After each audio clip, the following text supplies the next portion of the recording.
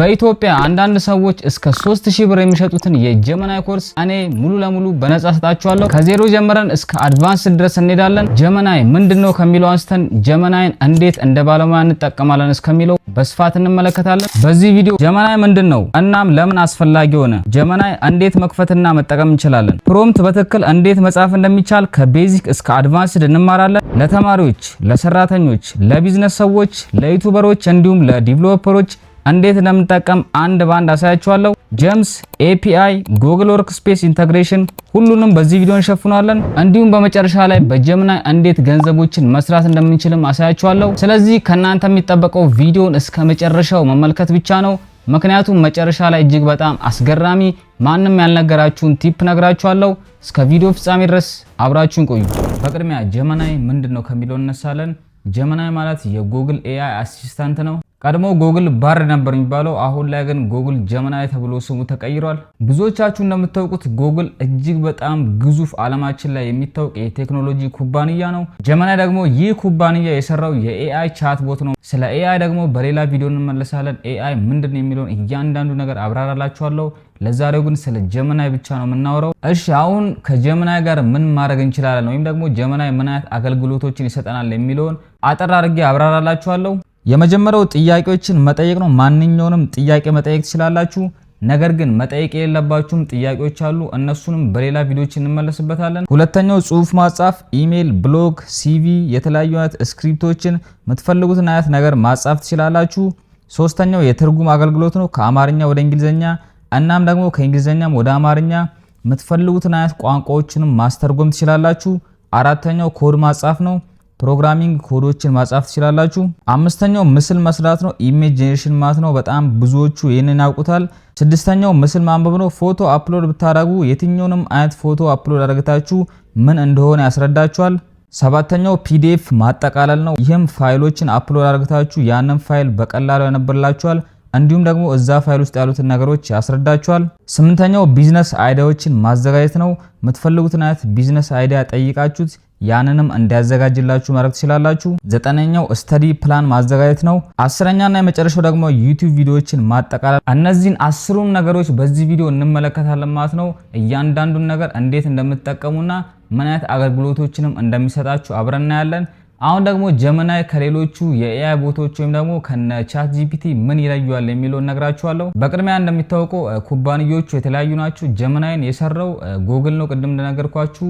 ቻት ጂፒቲ ደግሞ የሰራው ኦፕን ኤአይ የተባለ እጅግ በጣም ግዙፍ የሆነ ድርጅት ነው። ሌላኛው ደግሞ ቻት ጂፒቲ ላይ ምስሎችን በብዛት ማዘጋጀት አትችሉም ማለት ነው። ሊሚት ያደርጋችኋል ወይም ደግሞ ክፍያ እንድትከፍሉ ይጠይቃችኋል።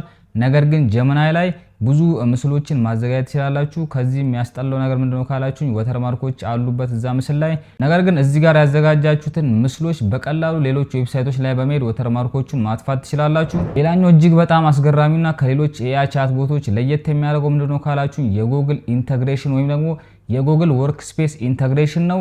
ጀመናይን በምትጠቀሙበት ሰዓት ላይ ከጂሜል፣ ከጉግል ድራይቭ እንዲሁም ደግሞ የተለያዩ አገልግሎት ከሚሰጡ የጉግል ፕሮዳክቶች ጋር ኢንተግሬት አድርጋችሁ መስራት ትችላላችሁ። ሌላኛው በተለይ ደግሞ ለሀገራችን እጅግ በጣም ጠቃሚ ነው ብዬ ጀመናይን የመረጥኩበት ምክንያት አማርኛን ከየትኛውም የኤአይ ቻት ቦት በላይ አቀላጥፎ ይናገራል ማለት ነው። በጣም ብዙ ቴስቶችን አድርጌያለሁ።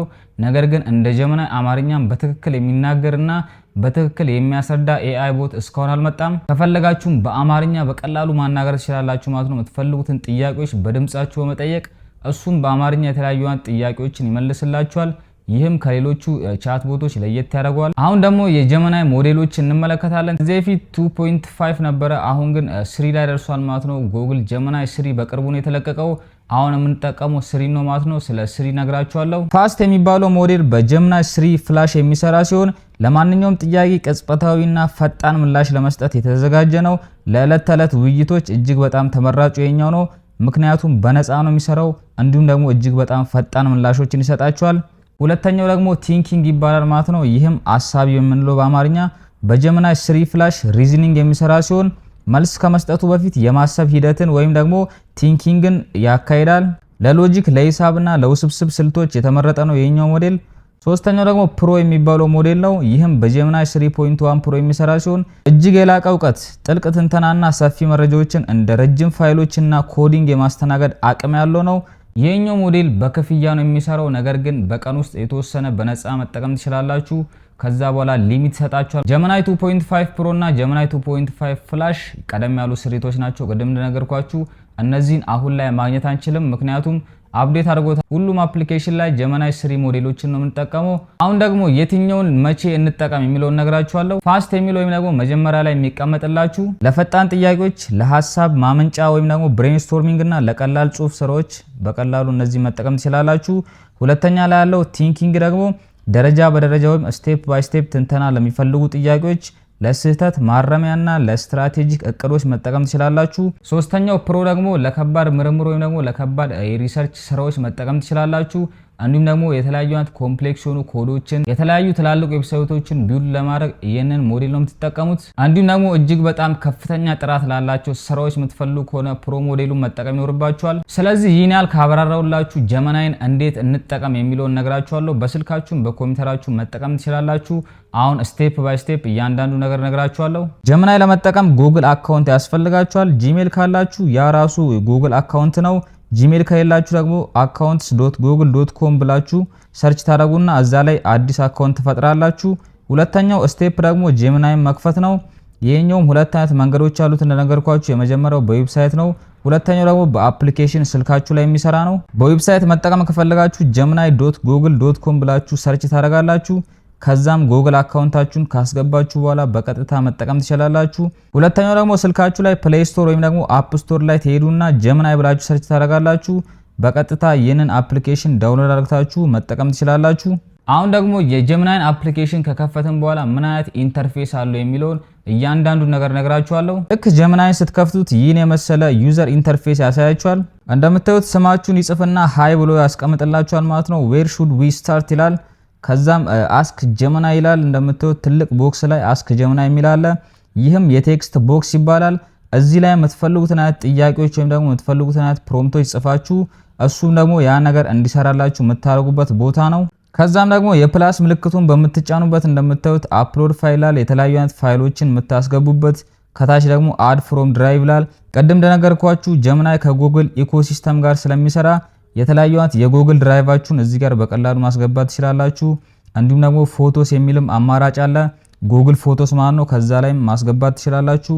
ኖትቡክ ኤልኤምንም እዚህ ጋር መጠቀም ትችላላችሁ። ኖትቡክ ኤልኤም ራሱን የቻለ እጅግ በጣም ትልቅ ነው ማለት ነው። እሱንም በሌላ ቪዲዮ እንመለስበታለን። ቀጥሎ የምናገኘው ደግሞ ቱልስ የሚል ነው። ይህም እንግዲህ የተለያዩ አይነት ክሬሽኖችን የምናደርግበት ነው። የመጀመሪያው ክሬት ኢሜጅ ይላል። ፎቶዎችን ጄኔሬት ማድረግ ስንፈልግ እሱን ነው የምንጫነው። ሁለተኛው ካንቫስ ይላል።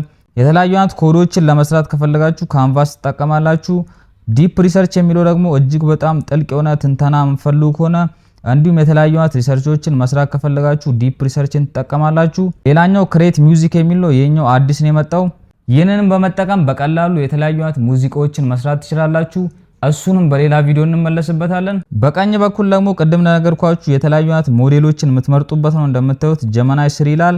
ፋስት ቲንኪንግ እና ፕሮ አሉ። እነዚህ ሞዴሎች የምትመርጡበት ቦታ ነው። ወደ ግራ ስንሄድ ደግሞ በግራ በኩል ሳይድ ባር የሚባል አለ። እሱን ስንጫነው ኒው ቻት፣ ሪሰንት ቻት፣ ጀምስ እና የተለያዩ አይነት አማራጮች አሉት። እነዚህንም በኋላ ላይ እንመለስበታለን። ስለዚህ አሁን የመጀመሪያውን ጥያቄ እንጠይቀዋለን ማለት ነው። ጀመናይን በአማርኛ የመጀመሪያውን ጥያቄ እንጠይቀዋለን። ምን ብዬ እንደምጠይቀው አሳያችኋለሁ። የመጀመሪያውን ጥያቄ ቴክስት ቦክሱ ላይ ጽፋላችሁ ማለት ነው። አስክ ጀመናይ የሚለው ቦታ ላይ በመጫን ይህንን ትጽፉለታላችሁ። ኤአይ ምንድን ነው በቀላል አማርኛ አስረዳኝ ብዬ ጽፍለታለሁ። ከዛ ደግሞ ሞዴሉን ትመርጣላችሁ ማለት ነው። ምን አይነት ሞዴል መጠቀም እንደምትችሉ እዚህ ጋር ቅድም እንደነገርኳችሁ 3 አሉ። እኔ ፋስትን መርጫለሁ። ከዛም ኢንተር እንለዋለን። እንደምታዩት መልሱን እጅግ በጣም በሚገርም ፍጥነት ጽፎልናል ማለት ነው። ፋስትን እንደነገርኳችሁ በጣም ፈጣን ነው። በዛ ላይ በነፃ ነው የሚሰራው ብያችኋለሁ። በሚገርም ፍጥነት እያንዳንዱ ነገር አንጥቶልኛል። ኤአይን በዚህ መልኩ መረዳት እንችላለን ማለት ነው። ኤአይን ማናቅ ሰዎች ካለን እንደምታዩት እያንዳንዱ ነገር እየተነተነ ያስቀመጠልን ማለት ነው። በቀላል አማርኛ ማንም ሰው በሚረዳው አማርኛ እዚህ ጋር ጽፎልናል። በጣም ፐርፌክት የሆነ አማርኛ ነው። እንደምታዩት እንደሌሎቹ ኤአይዎች ምንም አያስተት የለውም። መጨረሻ ላይ እንደምታዩት በአጭሩ ብሎ አስቀምጦልናል ማለት ነው በቀላሉ እንድንረዳው። ስለዚህ አሁን ደግሞ ሪስፖንስ ከመጣው ደግሞ መልሶቹ ከመጡ በኋላ ምን ማድረግ እንችላለን የሚሉትን ነግራችኋለሁ። በቅድሚያ ላይክ ወይም ደግሞ ዲስላይክ ማድረግ ትችላላችሁ። መልሱን ከወደዳችሁት ላይክ፣ ካልወደዳችሁት ዲስላይክ ታደርጉታላችሁ። ሌላኛው ደግሞ ሞዲፋይ ማድረግ ትችላላችሁ። ሪጀነሬት የሚለውን በመጫን ያንን ነገር ማስረዘም ማሳጠር ትችላላችሁ እንደምታዩት። ከዛም ደግሞ ኮፒ ማድረግ ትችላላችሁ። የሰጣችሁን ነገር ኮፒ አድርጋችሁ ሌላ ቦታ ላይ ፔስት ማድረግ ትችላላችሁ። እንዲሁም ደግሞ ሼር እና ኤክስፖርት የሚባል አማራጭ አለ እንደምታዩት። ይህንን ነገር በድምጽም ከፈለጋችሁ ሊስን የሚለውን ትጫናላችሁ። ካልሆነ ኤክስፖርት ቱ ዶክስ ይላል። ዶክስ ላይ ደግሞ ዶክመንታችሁ ላይ ገብታችሁ መመልከት ትችላላችሁ። እንዲሁም ደግሞ በጂሜል ውስጥም እንዲያስገባላችሁ ከፈለጋችሁ ድራፍት ኢን ጂሜል የሚለውን ትጫናላችሁ። ስለዚህ አሁን እኔ ምን አደርጋለሁ ሎንገር ቨርዥኑን ስለፈለኩት ወይም ደግሞ ይህን ነገር በደንብ እንዲያብራራልኝ ስለፈለኩት ሪጀነሬት የሚለውን በመጫን ሎንገር ወይም ደግሞ በረጅሙ እንዲጽፍልኝ አደርጋለሁ። እንደምታዩት ሌላ አይነት መልስ አንጥቶልኛል ማለት ነው። ሎንገር ቨርዥኑ ወይም ረዘም ያለው ማብራሪያ በዚህ መልኩ አስቀምጦልኛል። ስለ ኤአይ በዚህ መልኩ በቀላሉ መረዳት ካልቻላችሁ በረጅሙ ወይም ደግሞ ሰፋ አድርግቶ እንዲያብራራላችሁ ማድረግ ትችላላችሁ። እንዲሁም የቅድሙንም ምላሽ መመልከት ከፈለጋችሁ እዚህ ጋር በመጫን ወደ ኋላ መመለስ ትችላላችሁ። አሁን ደግሞ ምን አደርጋለሁ በደንብ ግልጽ እንዲሆንልኝ ማለት ነው። ይሄ ነገር በቴብል አሳይን ብዬ ትእዛዝ ሰጠዋለሁ። ከዛው ቻት ውስጥ ሳትወጡ የተለያዩ ትእዛዞችን ወይም ደግሞ የተለያዩ ጥያቄዎችን እዛው ላይ መጠየቅ ትችላላችሁ። ስለዚህ በቴብል አሳይን ብዬ ድጋሜ ትእዛዝ ሰጠዋለሁ። እንደምታዩት በሚገርም ፍጥነት በቴብል አስቀምጦልኛል። ሌላው እጅግ በጣም አስገራሚው ነገር ደግሞ ይህንን ቴብል ወደ ኤክሴል ወይም ደግሞ ወደ ጉግል ሺት መቀየር ትችላላችሁ ማለት ነው። እንደምታዩት ኤክስፖርት ቱ ሺት የሚል አማራጭ አለ። እሱን በመጫን በቀላሉ ወደ ጉግል ሺት ያስገባላችኋል። ኤክስፖርት ቱ ሺት የሚለውን እጫናለሁ። ከዛም የተወሰኑ ሰከንዶችን ጄኔሬት ካረገልን በኋላ ኦፕን የሚል አማራጭ ያመጣልናል። እሱን በመጫን በቀላሉ ቴብላችንን ኦርጋናይዝ ማድረግ እንችላለን። እዚህ ጋር እንግዲህ እንደምታዩት ጉግል ሺቱ መጥቶልናል። እያንዳንዱን ቴብል እዚህ ጋር ማስተካከል ትችላላችሁ። በጣም በሚገርም ሁኔታ ነው ማለት ነው እዚህ ጋር ያስቀመጠልን። የተለያዩ የቢሮ ስራዎችን የምትሰሩ ሰዎች እንደዚያን ነገሮችን በቀላሉ እዚህ ጋር መስራት ትችላላችሁ። አሁን ደግሞ ምን ብዬ ጠይቋለሁ ለ10 ዓመት ልጅ አስረዳልኝ ይላሉ። ምክንያቱም ህፃናትና አዋቂዎች የሚረዱበት የተለያየ አይነት መንገድ ነው ያለው። ስለዚህ ለ10 ዓመት ልጅ በሚገባ መልኩ አስረዳልኝ ብዬ እዚህ ጋር ጥያቄ ጠይቋለሁ። መልሱንም እንመለከተዋለን። እንደምታዩት እጅግ በጣም አስገራሚ የሆነ መልስ ነው ያመጣልኝ። ኤአይን ለ10 ዓመት ህፃን ልጅ አስረዳልኝ ብያለሁ በአማርኛ። እስኪ ላንብብላችሁ። አስበው መጫወቻ መኪና ቢኖርና መጀመሪያ ግድግዳ ጋር ሲጋጭ ይቆማል ይላል። ነገር ግን ከጥቂት ጊዜ በኋላ መኪናው አረ ግድግዳው ጋር ከሄድኩ እጋጫለሁ ብሎ መንገዱን ራሱ ቢቀይር ምን ታስባለህ ወይም ደግሞ ምን ትላለህ? ያ መኪና ኤአይ ነው ማለት ነው ይላል። እንደምታዩት ህፃናትን በሚረዱት መልኩ ወይም ደግሞ የ10 ዓመት ህፃን በሚረዳው መልኩ አስረዳልኝ ብዬ በዚህ መልኩ ጽፎልኛል። በጣም የሚገርም መልስ ነው የሰጠኝ። ከዛም ቀጥሎ ምን ይላል? ኤአይ ማለት ኮምፒውተሮች ልክ እንደኛ እንዲያስቡ እንዲማሩና ችግሮችን እንዲፈቱ የሚያደርግ ብልህነት ነው ይላል። ስለዚህ በዚህ መልኩ የትኛውም አይነት ህፃን ልጅ ወይም ደግሞ የትኛውም የ10 ዓመት ልጅ ይህንን ነገር መረዳት ይችላል ማለት ነው። የትኛውም ነገር ማስረዳት ከፈለጋችሁ ወይም ደግሞ ለህፃናት ለአዋቂዎች በዚህ መልኩ እየጠየቃችሁ ማስረዳት ትችላላችሁ። እንደምታዩት እያንዳንዱ ነገር ጽፎልናል። እንዴት ነው የሚማረው ወይም ደግሞ ኤአይን እንዴት መማር እንደሚችል ያ ልጅ እዚህ ጋር አስቀምጦልናል። ሌላኛው ደግሞ እዚህ ጋር የሰራላችሁን ነገር በእንግሊዘኛም እንዲተረጉምላችሁ ማድረግ ትችላላችሁ። ይህንን በእንግሊዘኛ ተርጉምልኝ ብላችሁ ከጻፋችሁለት በቀጥታ ራሱ በእንግሊዘኛ ተርጉምላችኋል። የጀመናይም ትልቁ ኃይሉ እዚህ ጋር ነው። በውይይት እንደ ሰዎች ያምናል ማለት ነው። እየተነጋገራችሁ ለምሳሌ ያክል ከሰዎች ጋር ስታወሩ ሐሳብ ታቀርባላችሁ፣ እሱም ሐሳባችሁን ይሰጣችኋል። ወይም ጥያቄ ጠይቃላችሁ፣ እሱም መልስ ይሰጣችኋል ማለት ነው። ስለዚህ ጀመናይም እንደ ሰዎች በውይይት ወይም ደግሞ በጥያቄና መልስ ያምናል የሚለውን እዚህ ጋር መረዳት ትችላላችሁ። አሁን ደግሞ ወደ ወሳኙ ክፍል እያለፍን እንገኛለን። ፕሮምፕት ኢንጂነሪንግ ወይም ደግሞ ጥያቄ የመጠየቅ ጥበብ የሚለውን አሳያችኋለሁ። ይህ እጅግ በጣም ወሳኝ ነው ማለት ነው። በጣም ብዙዎቻችን ስህተት የምንሰራው እዚህ ጋር ነው። በተለይ ደግሞ ኢትዮጵያ ውስጥ ያሉ ሰዎች በጣም ትልቅ ስህተት የሚሰሩት እዚህ ጋር ነው። ጀመናይ ዝም ብላችሁ ጥያቄ መጠየቅ ትችላላችሁ፣ ነገር ግን የሚሰጣችሁ መልስ እጅግ በጣም የተለያየ ነው። እዚህ ጋር ነው እንግዲህ ፕሮምፕት ኢንጂነሪንግ የሚለው ነገር የመጣው።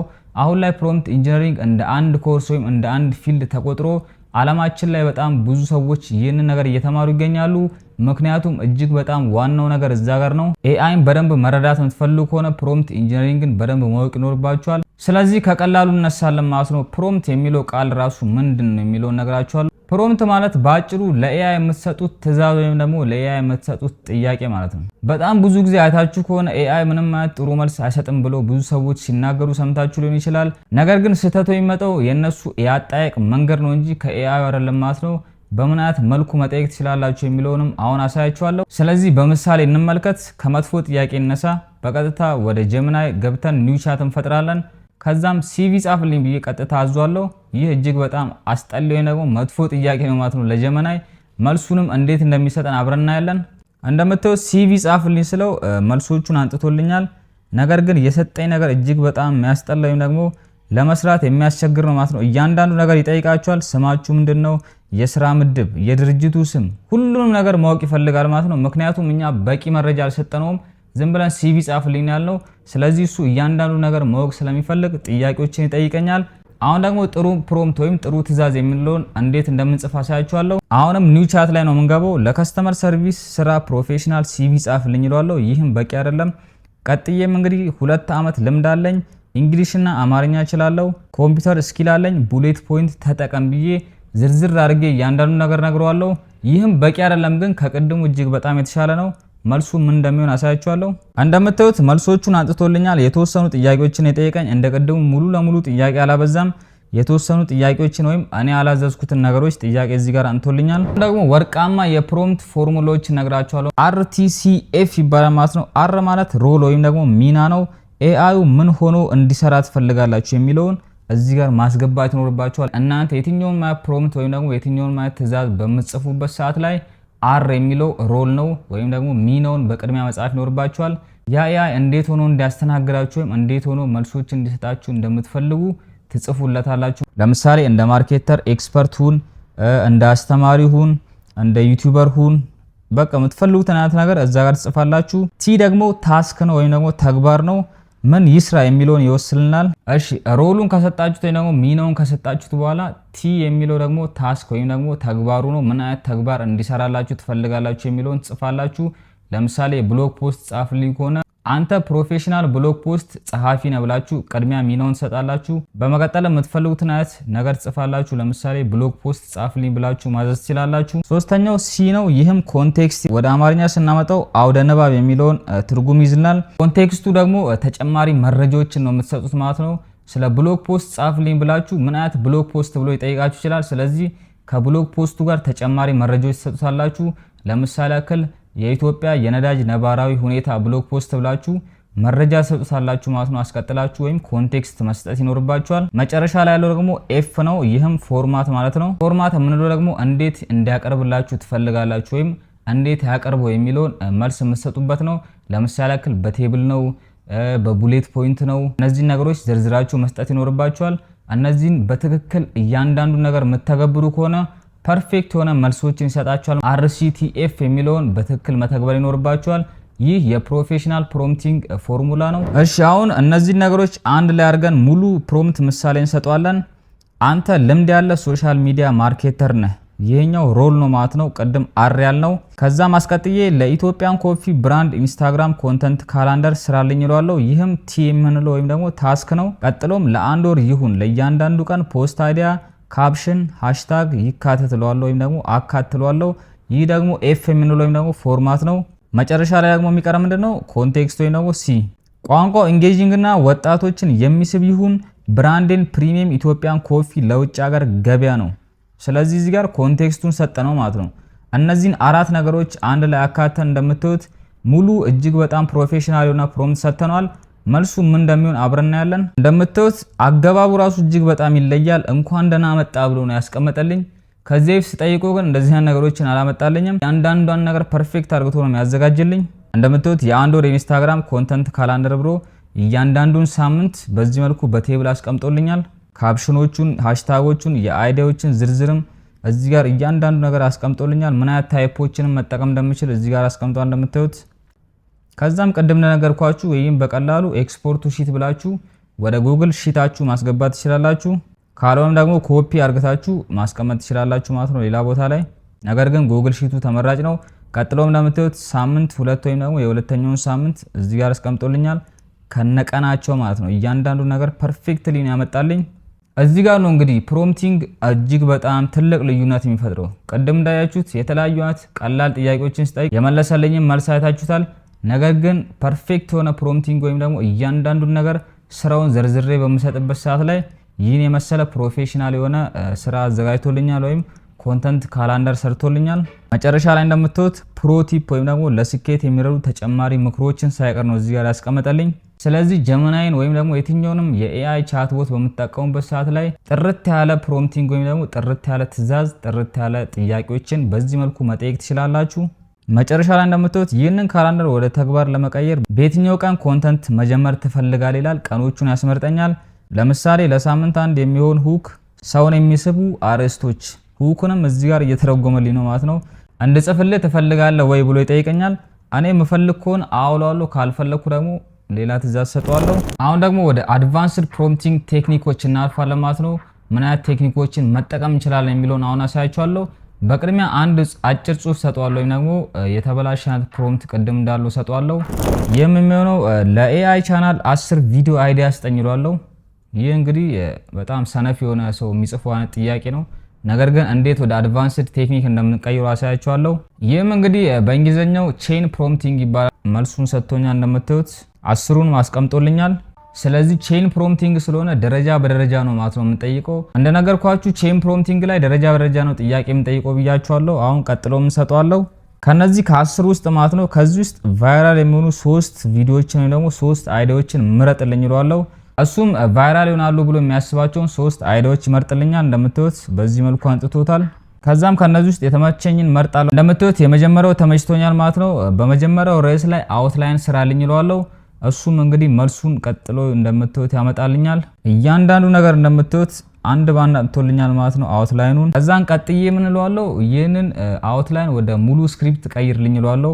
ወይም ደግሞ ይህንን አውትላይን ወደ ፉል ዩቲዩብ ቪዲዮ ስክሪፕት ቀይርልኝ እለዋለሁ። እሱም እንግዲህ በምታዩት መልኩ እያንዳንዱ ነገር ዘርዝሮ አንጥቶልኛል። ሌላው አንድ ልነግራችሁ ፈልገው ነገር እዚህ ጋር የሰጣችሁን ነገር በሙሉ ኮፒ ፔስት አድርጋችሁ መጠቀም አይኖርባችሁም። እንደምታዩት እዚህ ጋር እሱ ፉል ስክሪፕት ብሎ ያስቀመጠላችሁ አጭር ነው።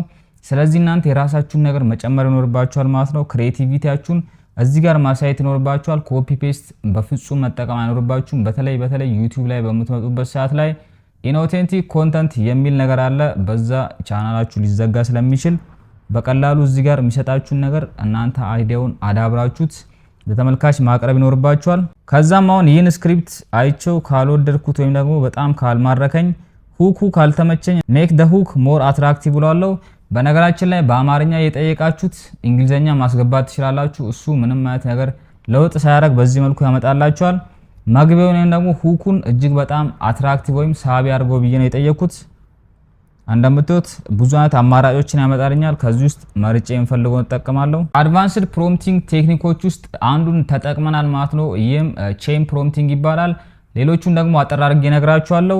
የመጀመሪያው ቼን ኦፍ ቶት ይባላል። ይህም ስቴፕ ባይ ስቴፕ እንዲያስብ የምታደርጉበት አማራጭ ነው። ለምሳሌ ያክል ኢትዮጵያ ውስጥ ኦንላይን ቢዝነስ ለመጀመር ምን ያስፈልጋል የሚለውን ጥያቄ በምትጠይቁበት ሰዓት ላይ ይሄኛው ከፕሮምፕቲንግ ቴክኒኮች ውስጥ አንዱ ነው። ቼን ኦፍ ቶት ይባላል። ደረጃ በደረጃ ወይም ስቴፕ ባይ ስቴፕ እንዲያስብ የምታደርጉበት ነው። ሁለተኛው ደግሞ ፊው ሻት ፕሮምፕቲንግ ይባላል። ይህም መጀመሪያ ምሳሌዎችን እንዲሰጣችሁ የምታደርጉበት የአጠያየቅ ዘዴ ወይም የፕሮምፕቲንግ ቴክኒክ ነው። ሶስተኛው ቅድም እንዳየነው ቼን ፕሮምፕቲንግ ነው ማለት ነው። እሱን በምሳሌ አሳይቻችኋለሁ። ሌላኛው ደግሞ ኔጌቲቭ ፕሮምፕቲንግ ይባላል። ይህም ምን እንዳይሆን ወይም ምን እዛ ላይ እንዳይፈጠር ትፈልጋላችሁ የሚለውን የምትገልጹበት የፕሮምፕቲንግ ቴክኒክ ነው። ለምሳሌ ኢሞጂዎችን አታስገባ ብላችሁ ምትጽፉ ከሆነ ይህ ኔጌቲቭ ፕሮምፕቲንግ ይባላል። እንግዲህ የፕሮምፕቲንግ ቴክኒኮቹ እነዚህን ይመስላሉ። ፕሮምፕቲንግ ላይ ደግሞ ኃይለኛ ቃላት ብዬ ያስቀመጥኳቸውን እዚህ ጋር ነግራችኋለሁ። የመጀመሪያው ስቴፕ ባይ ስቴፕ፣ ይህ እጅግ በጣም ፓወርፉል የሆነ ወርድ ነው። ፕሮምፕት በምትጽፉበት ሰዓት ላይ ስቴፕ ባይ ስቴፕ ብላችሁ የምታዙ ከሆነ የትኛውም ጥያቄ ሰጣችሁት ስቴፕ ባይ ስቴፕ ካላችሁት እያንዳንዱ ነገር ደረጃ በደረጃ ነው የሚጽፍላችሁ ወይም እያበራራላችሁ ይሄዳል ማለት ነው። እናንተም በቀላሉ እንድትረዱት ይረዳችኋል። ሌላው በአማርኛ የምትጽፉ ወይም በአማርኛ የምታዙት ከሆነ በቀላል አማርኛ የምትሏን ቃል መጠቀም ይኖርባችኋል። ይህም ቀለል ያለ አማርኛዎችን እንዲጠቀም ይረዳዋል። ሌላኛው ደግሞ ምሳሌዎችን የምትጠይቁበት ነው። ለምሳሌ ያክል የሆነን ቶፒክ ከሰጣችሁት በኋላ 3 ምሳሌዎችን አቅርብልኝ ወይም 3 ምሳሌዎችን ስጠኝ ብላችሁ ከፕሮምፕቱ አስከትላችሁ የምትሰጡ ከሆነ በዛ ቶፒክ ወይም ደግሞ በዛ መረጃ ላይ 3 ምሳሌዎችን አካቶ ይሰጣችኋል። ሌላኛው ደግሞ ኢሜሎችን የምትጽፉ ከሆነ ለምሳሌ ያክል ፕሮፌሽናል ቶን ተጠቀም ብላችሁ የምትጽፉለት ከሆነ እንደ ፕሮፌሽናል አድርጎ ነው ያንን ኢሜል የሚጽፍላችሁ። እንዲሁም ደግሞ እቺኛው እጅግ በጣም ፓወርፉል ነች። if you are not sure say you are not sure፣ እርግጠኛ ካልሆንክ እርግጠኛ አይደለሁም ብለ ጻፍልኝ ትሉታላችሁ። ምክንያቱም ኤአይዎች እጅግ በጣም ስህተትን ይፈጥራሉ፣ ፐርፌክት አይደሉም ማለት ነው። ስለዚህ ስህተት ወይም ደግሞ እርግጠኛ የማይሆኑበት ነገር ከሆነ am not sure ወይም እርግጠኛ አይደለሁም ብሎ እንዲጽፍላችሁ ማድረግ ትችላላችሁ። ከዛም እናንተ ያን ነገር ከሌሎች ቦታዎች ላይ ሪሰርች ማድረግ ትችላላችሁ። እነዚህም እንግዲህ እጅግ በጣም ጠቃሚ የሆኑ ቲፖች ናቸው። አሁን ደግሞ ጀመናይ እጅግ በጣም የሚታወቅበት ፓርት ላይ ደርሰናል። ይህም የጽሁፍ ስራ ነው። ጽሁፎች ላይ እጅግ በጣም ፐርፌክት ነው ማለት ነው። ጀመናይ ለጽሁፍ እንዴት እንደምንጠቀመው አሳያችኋለሁ። ከዛ በፊት ግን ጀመናይን ለየትኛውም ማለት ጽሁፎች መጠቀም ትችላላችሁ። ምሳሌዎቹን ነግራችኋለሁ። የመጀመሪያው ለዩቲዩብ ስክሪፕት፣ ለብሎግ ፖስት፣ ሶሻል ሚዲያ ኮንተንት፣ ኢሜል፣ ትርጉም፣ ሰማራይዚንግ ወይም ማጠቃለል፣ ሪራይቲንግ ወይም ደግሞ ማሻሻል፣ ፕሩፍ ሪዲንግ ወይም ደግሞ ስህተቶችን ፈልጎ እንዲያመጣላችሁ ማድረግ ትችላላችሁ። እነዚህን በሙሉ መጠቀም ትችላላችሁ ማለት ነው። ከነዚህ ውስጥ የተወሰኑትን በምሳሌ ያሳያችኋለሁ። ለምሳሌ ያክል አንድ ብሎግ ፖስት እንዲጽፍልን እናዟለን። እዚህ ጋር ስለ ሄልዚ ኢቲንግ ሃቢትስ ለኢትዮጵያን ኦዲየንስ 800 ቃላት ብሎግ ፖስት በአማርኛ ጻፍልኝ ይሏለው። ከዛም ሰብ ሄዲንግ ይኖረው። እንደምታዩት እያንዳንዱ ነገር የቅድሞቹን እየተጠቀምኩ ነው። በመቀጠልም ፍሬንዲ እና ኢንፎርሜቲቭ ቶን ይለዋለው። ቶኑንም እዚህ ጋር ገልጬለታለሁ። ስለዚህ በዚህ መልኩ ፕሮፌሽናል የሆነ ፕሮምፕቲንግ መጻፍ ትችላላችሁ። እንግሊዘኛና አማርኛንም ቀላቅላችሁ ብትጽፉ ምንም አይነት ችግር የለውም። ምን አይነት መልሶችን ይሰጠናል የሚለውን አብረን እናያለን። 800 ቃላት መብለጥ የለበትም ብያለሁ። ስለዚህ 800 ቃላትን የያዘ እዚህ ጋር ብሎግ ፖስት ጽፎልናል። እንደምታዩት እጅግ በጣም ፕሮፌሽናል ወይም ደግሞ ዩዘር ፍሬንድሊ የሆነ ጽሁፍ ነው የጻፈልን። እንዳያችሁት የሚገርም አይነት መልስ ሰጥቶናል። አሁን ደግሞ ሶሻል ሚዲያ ኮንተንት እንዲያዘጋጅልን እናዟለን። ለኢንስታግራም ፖስት ካፕሽን ጻፍልኝ፣ ስለ ኮፊ ሾፕ አዲስ ሜኑ ሃሽታግ ይካተት፣ ኢሞጂ ይጠቀም፣ ከ150 ቃላት ያልበለጠ 3 ቫሪዬሽን ስጠኝ ይለዋለሁ። 3 አይነት የተለያዩ አይነት ቫሪዬሽኖች እንዲሰጠኝ እዚህ ጋር ትእዛዝ ሰጥቻለሁ። መልሱም እንደሚሆን እናያለን። ከዛ በፊት ግን አሁን ፕሮ ሞዴል ነው ማለት ነው የምንጠቀመው። ፕሮና ፋስቱንም ልዩነቱን በዚሁ ማየት ትችላላችሁ። እንደምታዩት ፕሮ ሞዴልን በሚጠቀምበት ሰዓት ላይ ዲፋይኒንግ ዘ ፕሮጀክት ብሎ እያንዳንዱ ነገር ቲንክ የሚያደርግበትን አንጥቶልናል ማለት ነው። ፕሮ ሞዴል ለየት የሚያደርገው እዚህ ጋር ነው። አንሰር ነው የሚለውን ከተጫናችሁት ወዲያው መልስ ይሰጣችኋል። ነገር ግን አናላይዝ አድርጎ ሁሉንም ነገር አስቦበት እንደ ሰው ልጅ በደንብ አስተንትኖ መልስ እንዲሰጣችሁ ከፈለጋችሁ ፕሮ ሞዴልን መጠቀም ይኖርባችኋል። ነገር ግን ሊሚት አለው። እንደምታዩት ጄሚናይ ኢዝ ኤአይ ኤንድ ካን ዱ ሚስቴክስ። ቅድም እንደነገርኳችሁ ጄሚናይ ኤአይ ነው፣ ስህተቶችን ሊሰራ ይችላል የሚል ጽሁፍ እዚህ ጋር አለ። ከዛም ሾው ቲንኪንግ የሚለው እንደምታዩት ስትጫኑት እያንዳንዱ ነገር እንዴት እያሰበ እንዳለ እዚህ ጋር ይጽፍላችኋል። እንደምታዩት እንግዲህ ኢሞጂዎችንም አካቷል። እያንዳንዱ ነገር ፐርፌክትሊ ነው ማለት ነው የጻፈልን። ካፕሽንና ሃሽታጎችንም ጽፎልናል። ቫሪዬሽን ወይም ደግሞ 3 አይነት አማራጮችንም እዚህ ጋር አንጥቶልናል። በጣም ፐርፌክት የሆነ መልስ ነው የመለሰልን። አሁን ደግሞ እንዴት ኢሜሎችን እንደሚጽፍልን አሳያችኋለሁ ማለት ነው። ይህ እጅግ በጣም ፈኒ ፓርት ነው። ምክንያቱም ምሳሌው የተጠቀምኩት ትንሽ ሊያዝናናችሁ ይችላል። እያንዳንዱን መልስ እንዴት እንደሚጽፍልን አሳያችኋለሁ። ኢሜል ላይ እጅግ በጣም ፐርፌክት ናቸው ማለት ነው። ፕሮምፕት ላይ በትክክል የምትጽፉ ከሆነ ጥሩ የሆነ ኢሜሎችን ያዘጋጁላችኋል። ለምሳሌ እኔ የሰጠሁት ለቦስ የ2 ቀን ሲክሊቭ የሚጠይቅ ፎርማል ኢሜል ጻፍልኝ ይላለው። ቃና ጨዋ ይሁን ይላል። እንደምታዩት እንግዲህ በጨዋ መልኩ እንዲጽፍልኝ የፈለኩት ወይም ፎርማል በሆነ መልኩ እንዲጽፍልኝ ነው። መልሱም እንደሚሆን አብረን እናያለን። የሚገርም ፍጥነት ጽፎልኛል ማለት ነው። ከፍተኛ የጤና መታወክ ስላጋጠመኝ ለሚቀጥሉት 2 ቀናት ከስራ ገበታዬ ላይ መቅረት እንደምፈልግ በአክብሮት እገልጻለሁ። እንቅቅ ያለች ፎርማል የሆነች ኢሜል ነው ማለት ነው የጻፈው። ይህንን በቀጥታ ለአለቃችሁ በመጻፍ ካመማችሁ ይህንን ለአለቃችሁ በመላክ አሞኛል ስራ መምጣት አልችልም የሚል ፎርማል ኢሜል መጠቀም ትችላላችሁ። ህመም ገጥሟችሁ ከስራ መቅረት ከፈለጋችሁ ይህንን ኢሜል ቀጥታ ኮፒ ፔስት አድርጋችሁ መላክ ትችላላችሁ። ስህተት ካለው ግን በትክክል ማረጋገጥ ይኖርባችኋል። በዚህ መሰረት ነገና ከነገ በስቲያ የቀኖቹን ስም እዚህ ጋር ይጥቀሱ ይላል። ይህንን እንግዲህ ኮፒ ፔስት ስታደርጉ የቀኖቹን ስም እዚህ ጋር ይጥቀሱ የሚለውንም አብሮ ነው የሚልከው። ስለዚህ እያንዳንዱ ነገር ማየት ይኖርባችኋል። የቀኖቹን ስም እዚህ ጋር ጽፋላችሁ ማለት ነው። ለምሳሌ ሰኞና ማክሰኞ ከሆነ ሰኞና ማክሰኞ ብላችሁ ኤዲት ታደርጋላችሁ። ከዛም እረፍት አድርጌ ጤንነቴ ሲሻሻል ወዲያውኑ ወደ ስራዬ የምመለስ ይሆናል። አጣዳፊ ጉዳይ ካለ በኢሜል ልትጽፍልኝ ትችላለህ። ስራዬ ላይ ለሚፈጠረው ክፍተት ይቅርታ እየጠየቅኩ ፈቃዳችሁ እንድትሰጡኝ እጠይቃለሁ ከሰላምታ ጋር። ከዛም የእናንተን ስም እዚህ ጋር ጽፋላችሁ። ፐርፌክት። ቀደም ያልኳችሁ እንግዲህ ቀኖቹን ጽፋላችሁ ብያችሁ ነበር። እዚህ ጋር ራሱ ይጠይቃችኋል። ጀመናይ መጨረሻ ላይ ምን ላግዙ ይላል። ከዛም የፈቃድ ቀኖቹን ለምሳሌ ማክሰኞና ሮብ ጨምሬ እንድጽፍለው ይፈልጋሉ ይላል። አይታችኋል ቅድም የሰራውን ስህተት ወይም ቅድም የሰራውን ያቺን ጋፕ ቸኩሎ ኮፒ ፔስት ለሚያደርጉ ሰዎች እዚህ ጋር ራሱ እንግዲህ ምን ላግዙ ብሎ አንቶልናል። አዎ ብለን እንጽፍለታለን። ቀኖቹን እንዲያስገባልን እንፈቅድለታለን። እንደምታዩት አሁን ደግሞ ቀኖቹን አስገብቶ እያንዳንዱ ነገር ጽፎናል። ነገር ግን የተወሰኑ ስህተቶች አሉት። አሁንም ይህ እንግዲህ ፕሮምፕቱ ያልተሟላ ስለሆነ ነው እንደዚያን ነገሮች የሚፈጠሩት። እነዚህን ቀላል ነገሮች ራሳችሁ ማስተካከል ትችላላችሁ። ለምሳሌ አሁን ምንድነው ከታች ጠይቀን ሌላ የምጨምርሎ ነገር አለ። ለምሳሌ የህክምና ማስረጃ ወይም ሜዲካል ሰርቲፊኬት እንደምታቀርቡ መጥቀስ ይፈልጋሉ ይላል። ከፈለጋችሁ አዎ ትሉታላችሁ። አሁንም አልተሟላም ማለት ነው። ስለዚህ አዎ ብለን ምን አይነት መልስ እንደሚሰጠን እናያለን። የህክምና ማስረጃም አቀርባለሁ የሚል ነገር አስገብቶበት በዚህ መልኩ እያንዳንዱ ነገር ጽፎልናል። ስለዚህ እንደዚህ ያደረጋችሁ የምትፈልጉትን አይነት ኢሜሎች ማዘጋጀት ትችላላችሁ። ይህም ቅድም ከጠቀስነው ቼን ፕሮምፕቲንግ የሚለውን ያካታል ማለት ነው። እያንዳንዱ ነገር እየዘረዘረ እየጠየቃችሁ እየመለሳችሁለት የምትሄዱት ሂደት ምን ይባላል? ቼን ፕሮምፕቲንግ ይባላል። አሁን ደግሞ ወደ ኒው ቻት ገብተን ወይም አዲስ ቻት ከከፈትን በኋላ ሌላ ምሳሌ እንመለከታለን። ትራንስሌት እንዲያደርግልን ነው የምንፈልገው። ስለዚህ አንድ ጽሁፍ ከዚህ ከጉግል ላይ ራሴ ኮፒ አድርጌ ያስገባለታለሁ። በመቀጠል ይህንን ጽሁፍ ትራንስሌት ወይም ወደ አማርኛ እንዲቀይርልኝ ትእዛዝ ሰጧለሁ። ይህንን ከእንግሊሽ ወደ አማርኛ ተርጉምልኝ። ትርጉሙ ናቹራሊውን እዚህ ጋር በጣም ጥንቃቄ ልታደርጉ ይገባል። የተለያዩ አይነት ትራንስሌሽን ፕሮምፕት በምትጽፉበት ሰዓት ላይ ማለት ነው። ለምሳሌ ያክል ቃል በቃል የሚተረጉሙ ኤአይዎች አሉ። ስለዚህ ያን ነገር እንዳይከሰት የምትፈልጉ ከሆነ ከትእዛዛችሁ ቀጥሎ ትርጉሙ ናቹራሊውን ቃል በቃል ትርጉም አይሁን ብላችሁ ትሰጡታላችሁ። ስለዚህ ቃል በቃል አይተረጉም፣ በትክክል ያንን ጽሁፍ ይተረጉምላችኋል። እንደምታዩት እንግዲህ እጅግ በጣም ጽድት ያለ ትርጉም ሰጥቶናል ማለት ነው። ከእንግሊዘኛ ወደ አማርኛ ተርጉሞልናል። አርቲፊሻል ናሮ ኢንተለጀንስን እዚህ ጋር ዘርዝሮልናል ማለት ነው። በትርጉም ብዙ ጊዜ ደካማ ኤአይ ተብሎ የሚጠራ ሲሆን በአንድ ለተወሰነ ተግባራት ብቻ የሚውል ነው። እንደምታዩት የኤአይ ታይፖችን እዚህ ጋር ጽፎልናል። ስለዚህ በዚህ መልኩ ትርጉሙን መስራት ትችላላችሁ። እንደምታዩት እያስተያያችሁም ልክ ያለው ነገር ካለ ማስተካከል ትችላላችሁ። አሁን ደግሞ እጅግ በጣም ረጅም የሆነ ጽሁፎች እንዴት ሰመራይዝ ወይም ደግሞ እንዴት አጠቃሎ እንደሚሰጠን አሳያችኋለሁ። አሁን ወደ አንድ ፖስት እንሄድና ወደ አንድ ብሎግ ፖስት ማለት ነው ይህንን ጽሁፍ በሙሉ ኮፒ አደርገዋለሁ። ከዛም ይህንን ጽሁፍ ኮፒ ካደረግነው በኋላ ወደ ጀመናይ በመሄድ ፔስት እናደርገዋለን። ከዛን ይህንን ረጅም አርቲክል በ5 ቡሌት ፖይንት ብቻ አጠቃልኝ ይለዋለሁ።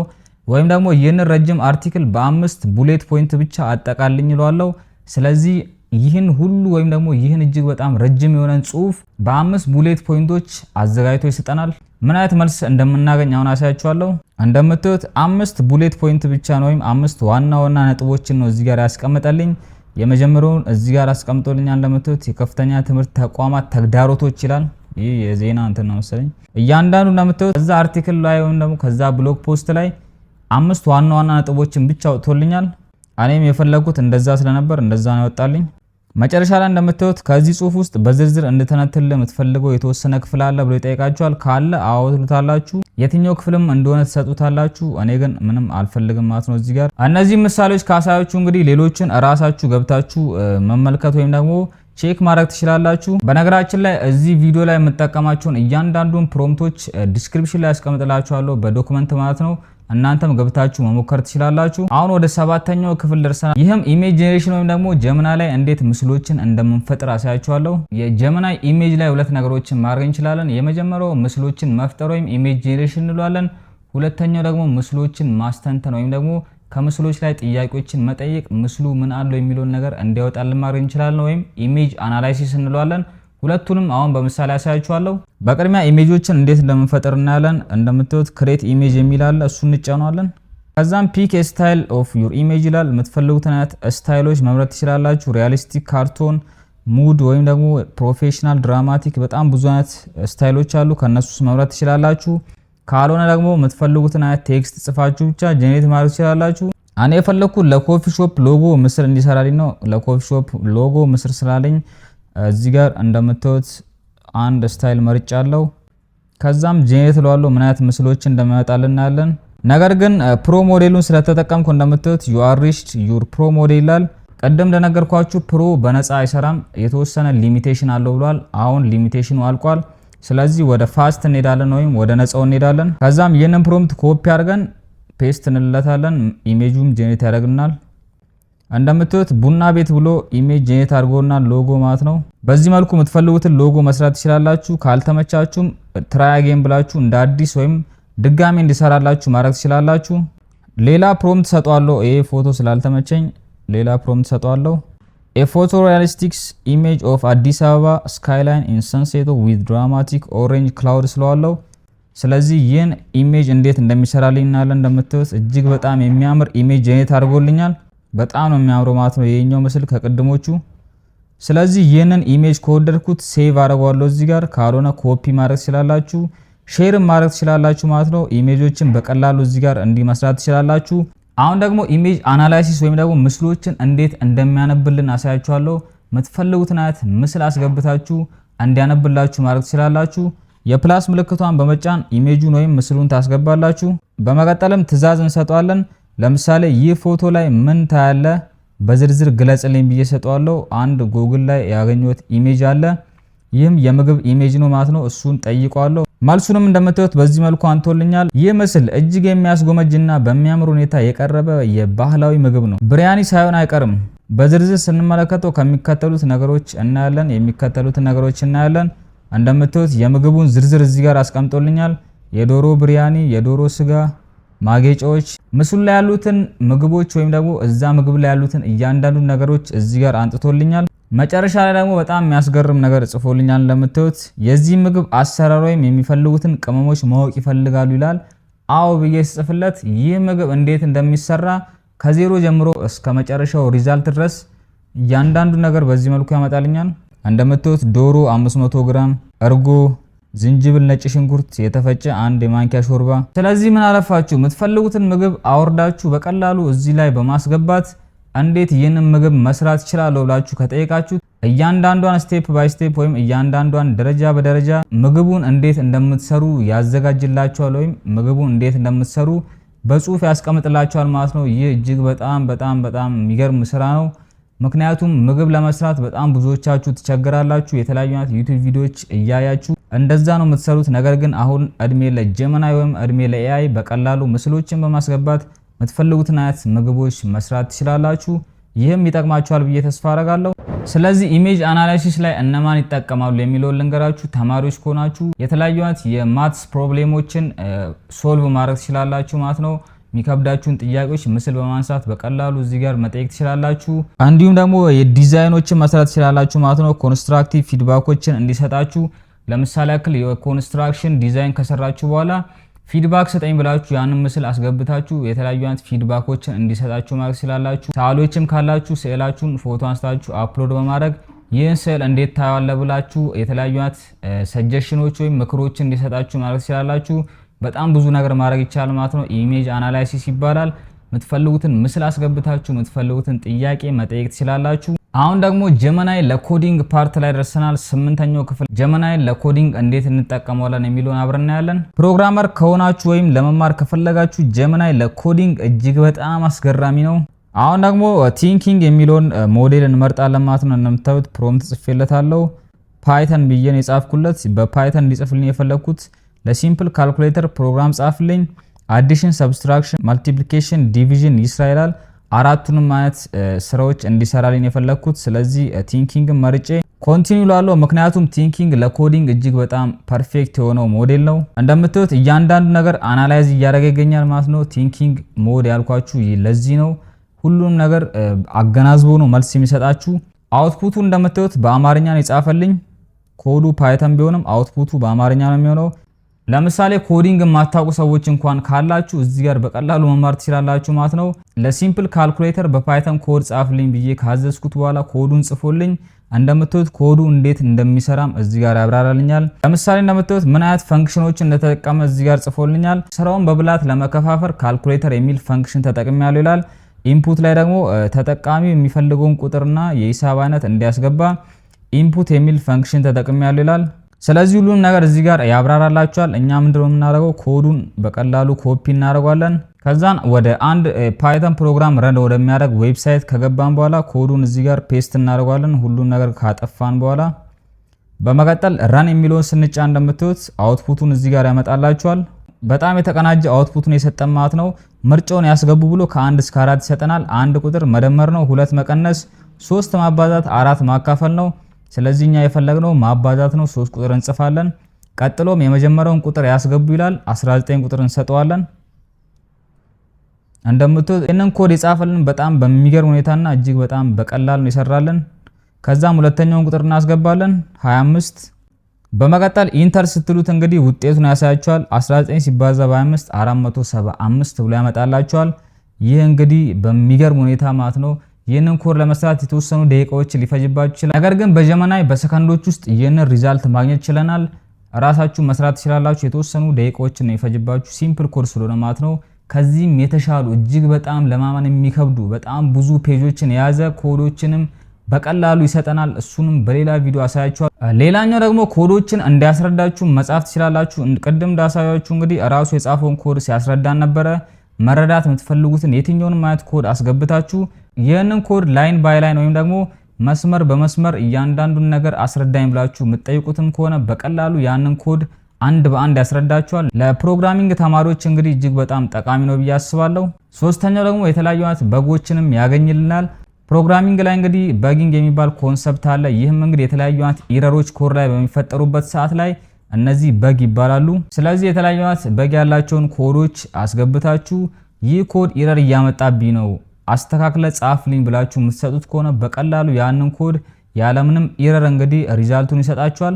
ስለዚህ ቀደም የሰጠንን ኮድ ኢረር ነገር ፈጥሬበት ራሴ እንዲያስተካክልኝ ጠይቀዋለሁ። በመቀጠል እንደምታዩት በሚገርም ፍጥነት እንግዲህ እያንዳንዱን ነገር አስተካክሎልኛል። ምን አይነት ችግር እንደነበረው ምኑ እንደተስተካከለም ያስቀምጥልኛል። ይህንን ኮድ እንደምታዩት ወደ ቀድሞ ዌብሳይት በመሄድ ፔስት እናደርጋለን። ከዛም ረን እናደርጋለን ማለት ነው። መስራት አለመስራቱን እዚህ ጋር እንደምታዩት በትክክል የሚሰራ ኮድ አንቶልኛል። ከቀድሞ ለየት ባለ መልኩ ነው ያመጣልኝ። አሁን ደግሞ በትክክል የሚሰራ ሙሉ ዌብሳይት እንዴት እንደምንሰራ አሳያችኋለሁ። HTML እና CSSን በመጠቀም ዌብሳይት ክሬት እናደርጋለን። ፕሮምፕቱም የሚሆነው ለኢትዮጵያ ሬስቶራንት ቀላል ዌብሳይት ስራልኝ ይላል። HTML፣ CSS እና ጃቫስክሪፕትን ብቻ በመጠቀም በመቀጠል ሆም ፔጅ ይኑረው፣ ሜኑ እና ፕራይሲንግም እንዲያስገባ ጠይቄዋለሁ። አባውት ፔጅም እንዲኖረው እንዲሁም ደግሞ የከለሩን አማራጭም እዚህ ጋር ጽፌለታለሁ።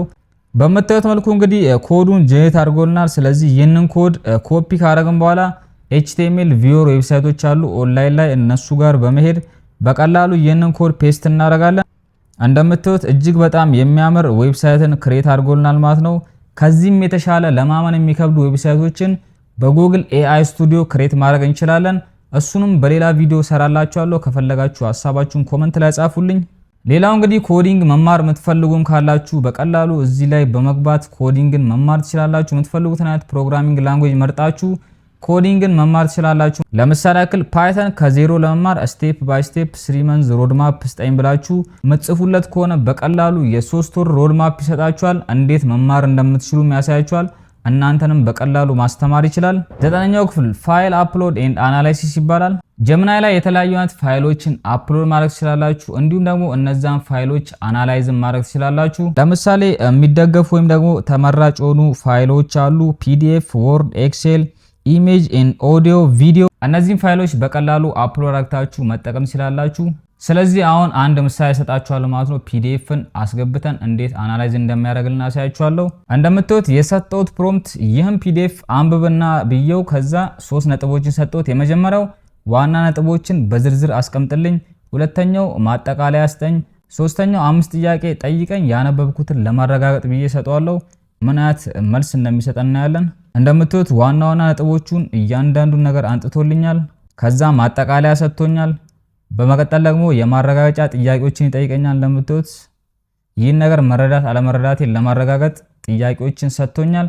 ስለዚህ በዚህ መልኩ የምትፈልጉትን አይነት PDF የምትፈልጉትን ወርድ፣ ኤክሴል፣ ኢሜጅ፣ ቪዲዮ እና ኦዲዮ በማስገባት በቀላሉ መረዳትና መገንዘብ ትችላላችሁ። ሌላኛው ስፕሪድሺት አናላይሲስ ማድረግ ትችላላችሁ። ኤክሴሎችን አስገብታችሁ ይህ ዳታ ውስጥ ኪ ትሬንዲንግ ምን ታያለ ብላችሁ መጠየቅ ትችላላችሁ። የተለያዩ የስፕሪድሺት አናላይሲሶችን መስራት ትችላላችሁ። ረዘሚና ሲቪም አናላይሲስ ማድረግ ትችላላችሁ። ሌላኛው ደግሞ የዩቲዩብ ቪዲዮ ኮንክሉዥን መስራት ትችላላችሁ ማለት ነው። ዩቲዩብ ቪዲዮችን ሊንካቸውን ኮፒ አድርጋችሁ በማስገባት በቀላሉ ስለዛ ቪዲዮ እንዲያብራራላችሁ ቪዲዮ ስለምን እንደሆነ መጠየቅ ትችላላችሁ ማለት ነው። ምክንያቱም ቀደም እንደነገርኳችሁ ጀሚናይ የጉግል ካምፓኒ ስለሆነ ዩቲዩብም እንደምታወቀው የጉግል ካምፓኒ ነው። ስለዚህ በቀላሉ ኢንተግሬት አድርጎ አብሮ መስራት ይችላሉ። ስለዚህ እዚህ ጋር አንድ የአቤል ብርሃኑ ቪዲዮ ኮፒ አድርጌ ያስገባለታለሁ። ይህንን ዩቲዩብ ቪዲዮ ተመልከትና አጠቃልኝ ብዬ ትእዛዝ ሰጠዋል። እንደምታዩት ዩቲዩብ ቪዲዮ ላይ ያሉትን እያንዳንዱን ነገሮች እዚህ ጋር አስቀምጦልኛል። ዋና ነጥቦችን፣ የቀብር ቢዝነስ፣ የመቃብር ስፍራዎች፣ የተለያዩ አይነት ማጠቃለያዎችን እዚህ ጋር ጽፎልኛል።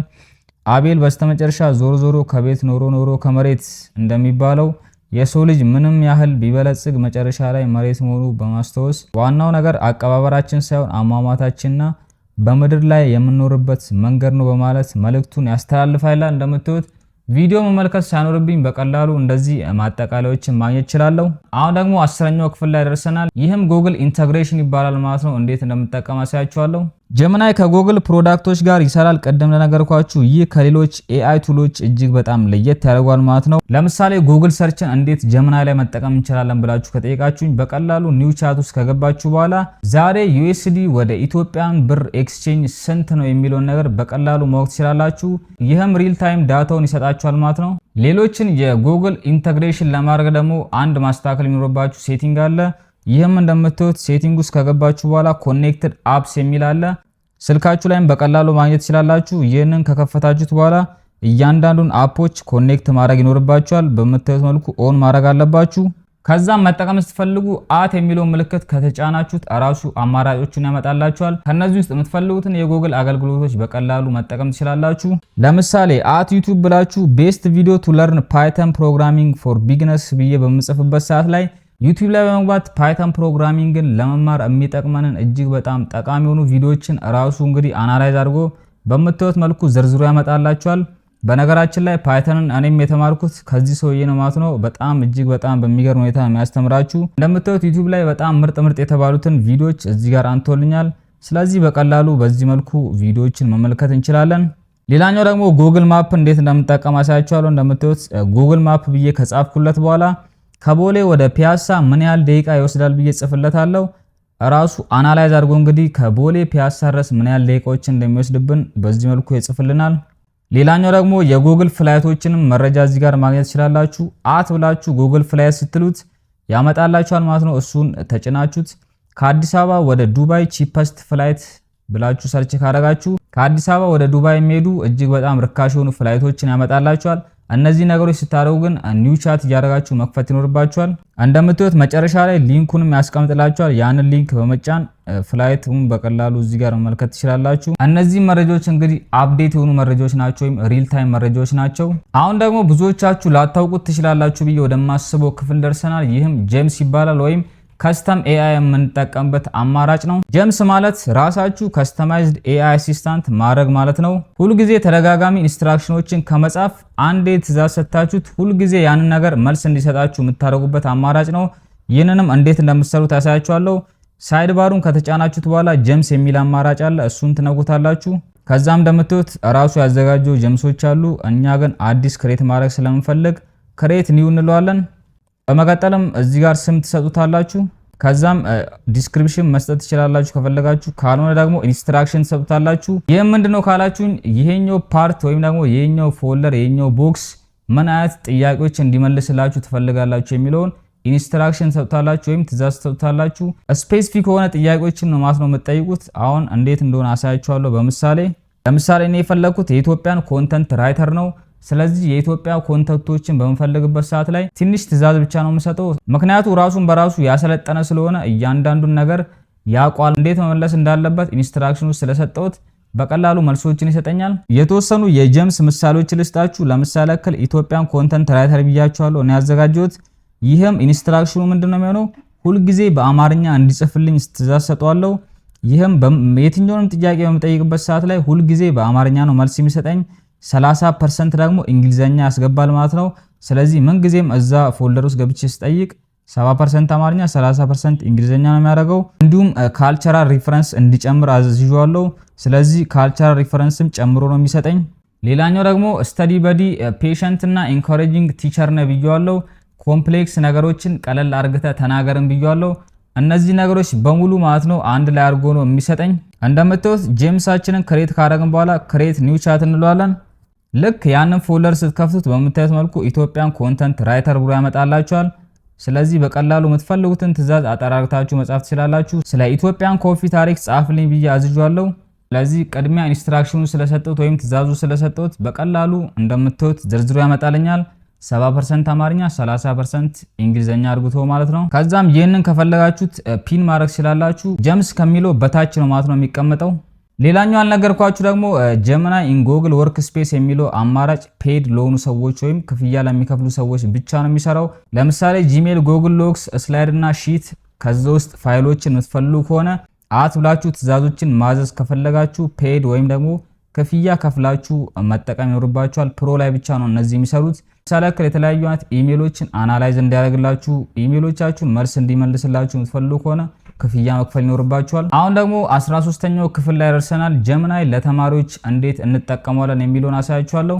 ተማሪዎች ይህ ክፍል ለእናንተ ነው፣ በደንብ እንድትከታተሉኝ እጠይቃችኋለሁ። ምክንያቱም በጣም ብዙ የሚጠቅማችሁን ነገር ነው ነገራችሁ። ለምሳሌ ቀለል ካለው እነሳ ማንኛውንም ርዕስ እንዲያስረዳችሁ መጠየቅ ትችላላችሁ። ለምሳሌ ፎቶሲንቴሲስ ለግሬድ 8 ተማሪ በቀላል ቋንቋ አስረዳኝ ብዬ ጠይቋለሁ። ከዛም መልሱን እንደምታዩት ያመጣልኛል። ፎቶሲንቴሲስ ምን እንደሆነ ለ8ኛ ክፍል ተማሪ በዚህ መልኩ ያስረዳናል ማለት ነው። ቀጥሎ ደግሞ በሌላ ታብ እንደምታዩት ይህንን ጥያቄ ጠይቋለሁ።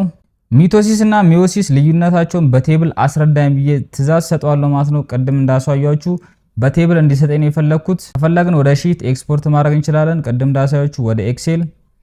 ሌላኛው ለየት የሚያደርገው ነገር ደግሞ ምስሎችንም አንጥቶልኛል። እንደምታዩት እያንዳንዱን ምስል እንግዲህ ያበራራልናል። እየተጫናችሁም በዚህ መልኩ እያንዳንዱን ምስሎች ምን እንደሆኑ ማብራሪያዎችን ማግኘት ትችላላችሁ። ተማሪዎች ይሄ እጅግ በጣም ይጠቅማችኋል ብዬ ተስፋ አደርጋለሁ። በቀላሉ በዚህ መልኩ ትምህርታችሁን መማርና ማጥናት ትችላላችሁ። ሌላኛው ደግሞ ኤግዛም ፕሪፓሬሽን ነው። ፈተና ያለባችሁ ልጆች በተለይ 12ኛ ክፍል ተማሪዎች እንዴት በቀላሉ ለፈተናችሁ መዘጋጀት እንደምትችሉ አሳያችኋለሁ። ለግሬድ 12 ባዮሎጂ 10 መልቲፕል ቾይስ ጥያቄዎችን ስራልኝ ከመልስ ጋር ብዬ ትዕዛዝ ሰጠዋለሁ። ከዛም እሱም እንግዲህ 10 ጥያቄዎችን ከነመልሳቸው በምታዩት መልኩ ያመጣልኛል። ማብራሪያ ከፈለኩ ኤክስፕሌን ሚ ዘ አንሰርስ ብዬ እንደምታዩት እያንዳንዱን መልሶች እያብራራ ይገኛል። ስለዚህ በዚህ መልኩ በቀላሉ ትምህርታችሁን ማጥናት ትችላላችሁ። ለፈተናም በቀላሉ መዘጋጀት ትችላላችሁ።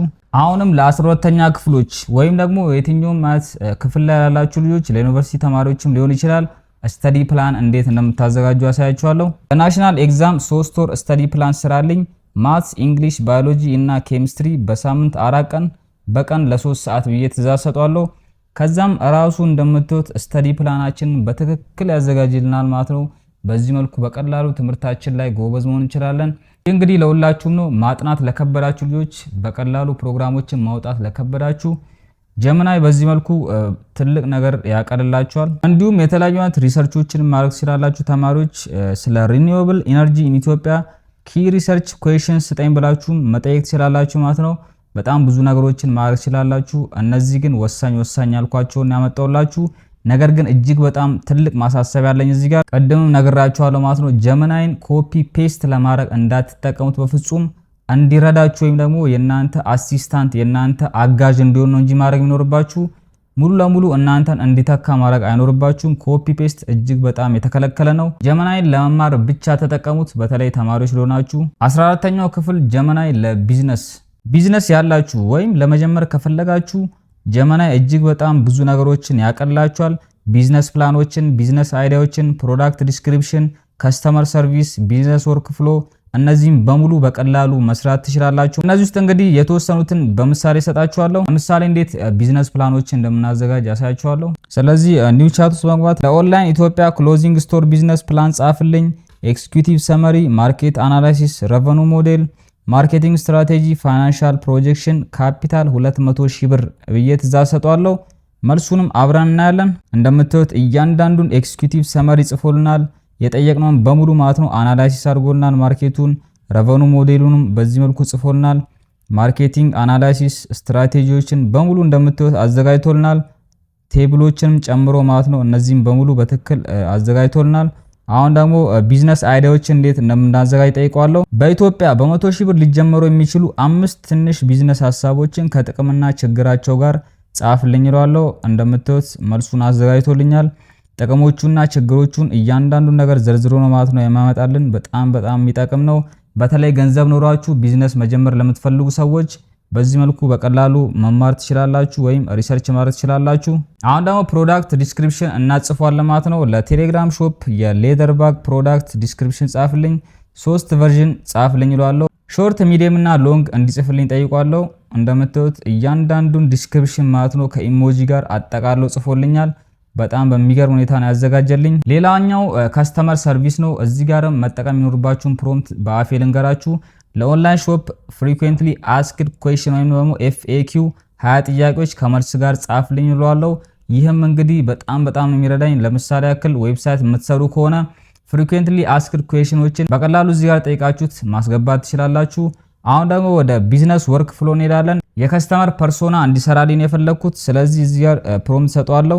ለኢትዮጵያን ኦንላይን ክሎዚንግ ቢዝነስ ታርጌት ከስተመር ፐርሶና ስራልኝ እለዋለሁ። እንደምታዩት ሪዛልቱን በዚህ መልኩ አንጥቶልኛል። እጅግ በጣም በሚገርም ሁኔታ ነው ማለት ነው ፐርሶናውን የሰራልኝ። በመቀጠልም የ7 ቀን ኢንስታግራም ኮንተንት ስራልኝ እለዋለሁ ወይም ኮንተንት ፕላን ስራልኝ እለዋለሁ። ይህም እንግዲህ ቼን ፕሮምፕቲንግ ያልኳችሁን እዚህ ጋር እየተገበርኩት እገኛለሁ። ከዛ ኢንተር ስለው እንደምታዩት ራሱ ኮንተንት ፕላን አዘጋጅቶልኛል የ7 ቀን። ከዛም ደግሞ ለእያንዳንዱ ካፕሽን እንዲጽፍልኝ ፈልጋለሁ። ስለዚህ ለእያንዳንዱ ካፕሽን ጻፍልኝ ብዬ እዛው ቻት ላይ ኢንተር እለዋለሁ። እንደምታዩት ለእያንዳንዱ ፖስቶች ካፕሽኖችን ጽፎልኛል። ስለዚህ ቢዝነስ ላይ ያላችሁ ሰዎች በዚህ መልኩ ጀመናይ መጠቀም ትችላላችሁ። አሁን 15ኛው ክፍል ላይ እንገኛለን። ጀመናይ ለኮንተንት ክሬተሮች ነው። ኮንተንት ክሬተር ከሆናችሁ በደንብ ተከታተሉኝ። ኮንተንት ክሬተርስ ጀመናይን ሲጠቀሙ ሱፐር ፓወር ነው የሚሆኑት። ስለዚህ አሁን ለዩቲዩብ ቪዲዮ አይዲያ እንዴት እንደማዘጋጅ አሳያችኋለሁ። እንደምታዩት ይህንን ፕሮምፕት ሰጠዋለሁ። ለዩቲዩብ ቪዲዮ ሙሉ ኮንተንት ፓኬጅ ስራልኝ እለዋለሁ። ዝም ብዬ ስክሪፕት አለው ማለት ነው። ሙሉ የኮንተንት ፓኬጅ ነው ፈልገው። ታይትል፣ አውትላይን፣ ፉል ስክሪፕት፣ ተምኔል፣ ቴክስት፣ ዲስክሪፕሽን፣ ሃሽታግ ርዕሱን ጨምሮ ማለት ነው። ርዕሱን እዚህ ጋር ሰጠዋለሁ። ርዕስ ብዬ በኢትዮጵያ ኦንላይን ገንዘብ ማግኘት ነው ርዕሱ ይችኛዋ ነች። ስለዚህ ምን ትፈልጋላችሁ? ሙሉ አውትላይን ነው የሚያዘጋጅላችሁ። ሙሉ ፓኬጅ ነው ማለት ነው የሚያዘጋጅላችሁ። እንደምታዩት የርዕሶቹን አማራጭ ይሰጣችኋል። ምን አይነት ርዕሶችን መጠቀም እንዳለባችሁ። በኢትዮጵያ ኦንላይን ገንዘብ መስራት በ2018 2016 ምርጥ 5 መንገዶች፣ ያለ ካፒታል በቤት ሆነው የሚሰሩ የኦንላይን ስራዎች። እንደምታዩት እያንዳንዱ የሚስቡ ናቸው ማለት ነው ታይትሎቹ። በመቀጠል የቪዲዮን ይዘት እዚህ ጋር ጽፎልናል።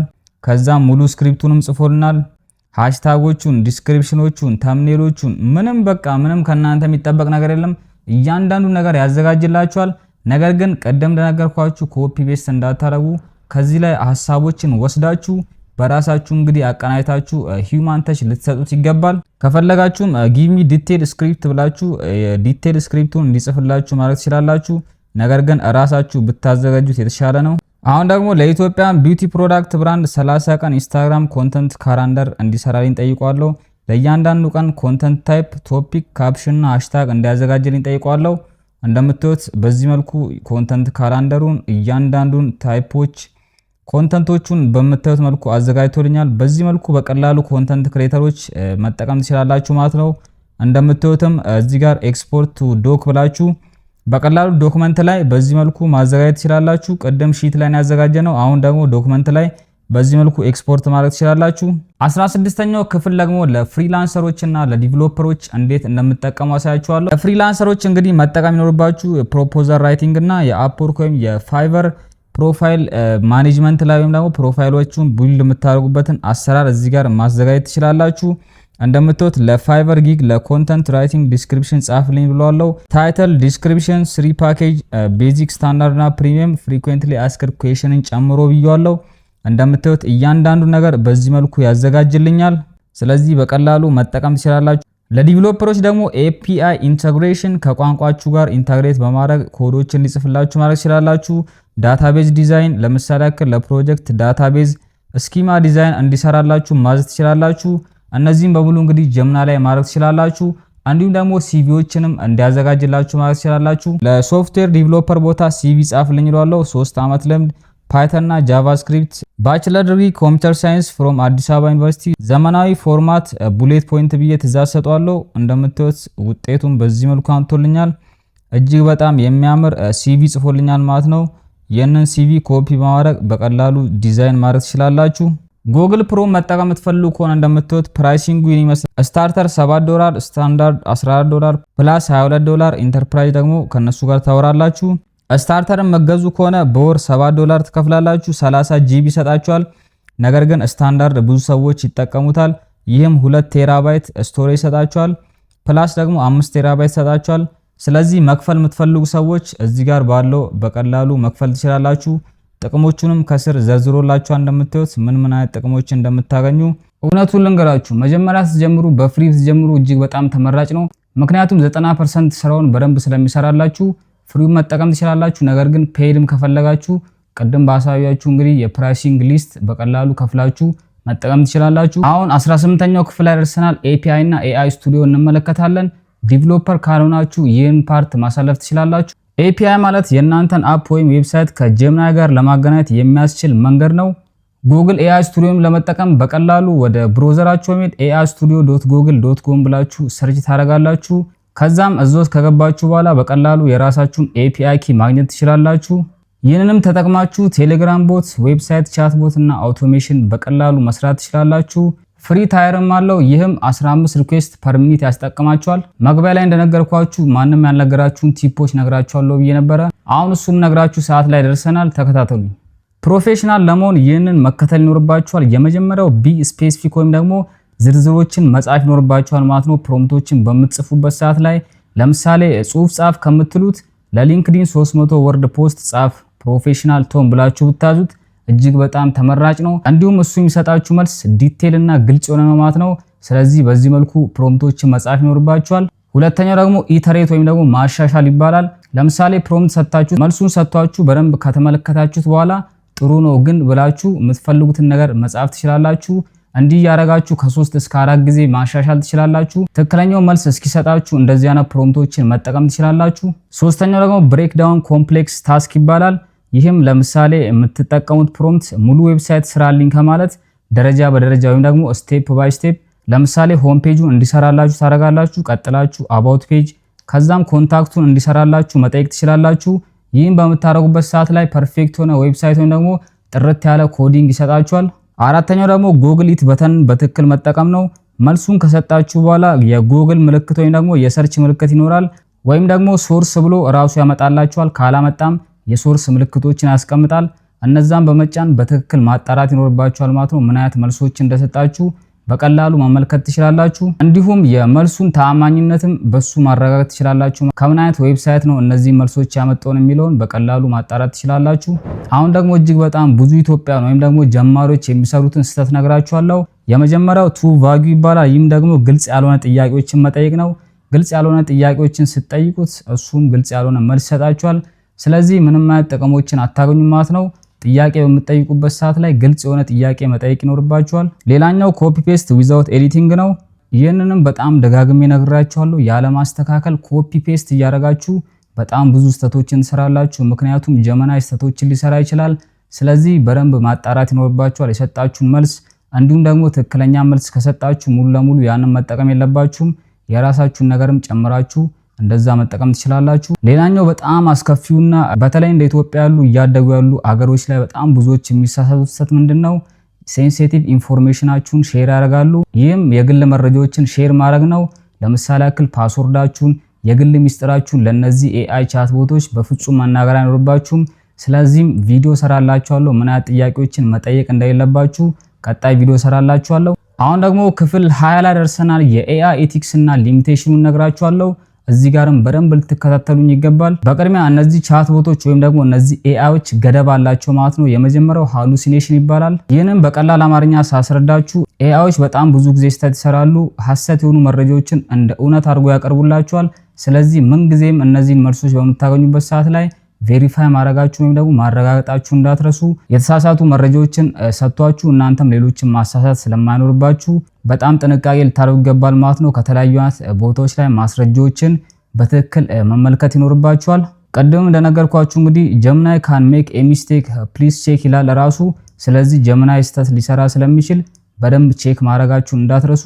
ሁለተኛው ደግሞ ኢካንት ሪፕሌስ ኤክስፐርትስ ነው። ይህም እንግዲህ በጣም ብዙዎቻችን ዶክተሮች ጋር ሄደን መጠየቅ ያለብንን ጥያቄዎች በቀላሉ ቁጭ ብለን ጀሚናይ እንጠይቃለን። ስለዚህ ጀሚናይ ዶክተሮችን ሊተካ አይችልም፣ ጠበቃዎችን ሊተካ አይችልም፣ እንዲሁም ደግሞ የተለያዩ ኤክስፐርቶችን ሊተካ አይችልም። ስለዚህ የተለያዩ ኤክስፐርት የሚያስፈልጋቸውን ነገሮች ጀሚናይ ላይ መጠየቅ የለባችሁም። ቀጥታ እነሱ ጋር ሄዳችሁ ወይም እነዛ ሰዎች ጋር ሄዳችሁ መጠየቅ ይኖርባችኋል። አሁን ደግሞ የኤአይን ኢቲክስ ወይም ደግሞ ስነ ምግባር ነግራችኋለሁ። ኤአይ ሰራው ብሎ ያለማስተካከል እንደራስ ስራ አርጎ ማቅረብ ወይም ደግሞ ፕላጂያሪዝም የሚባለው ነገር እጅግ በጣም ስህተት ነው።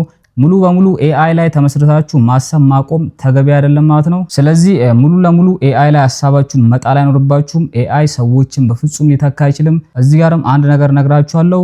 ኤአይን እንደ ባሪያችሁ ሳይሆን ኤአይን እንደ ጓደኛችሁ ነው መጠቀም ይኖርባችሁ። ሙሉ ለሙሉ ስራችሁ እንዲሰራ ሳይሆን አጋዥ አርግታችሁ ነው መጠቀም ይኖርባችሁ። አሁን ብዙዎቻችሁ ወደምትጠብቁት ክፍል ደርሰናል። ክፍል 21 እንዴት በጀመናይ ገንዘቦችን መስራት እንችላለን የሚለውን ነግራችኋለሁ። በጣም ብዙዎቻችሁ ግን ይህንን በትክክል አትረዱኝም። ምክንያቱም በጀመናይ ገንዘብ ይሰራል ስላችሁ ጀመናይን በመጠቀም ሳይሆን ጀመናይን እንደ አጋዥ ተጠቅማችሁ በሱ ገንዘብ መስራት ትችላላችሁ።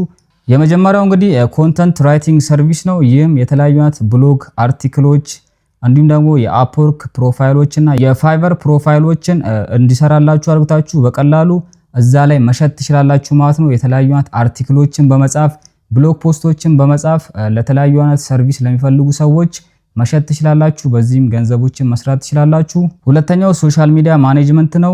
ይህም እንግዲህ ሶሻል ሚዲያ ማኔጅመንት የሚፈልጉ በጣም ብዙ አይነት ድርጅቶች አሉ። ስለዚህ ጀመናይን እንደ ረዳት ተጠቅማችሁ ለተለያዩ አይነት ድርጅቶች ሶሻል ሚዲያ ማናጀር መሆን ትችላላችሁ። ኮንተንት ፕላን፣ ኮንተንት ካላንደር እንዲሁም ደግሞ ኮንተንቶችን እንዲያዘጋጅላችሁ በማድረግ በቀላሉ ገንዘቦችን መስራት ትችላላችሁ። ሶስተኛውም የትራንስሌሽን ሰርቪስ ነው።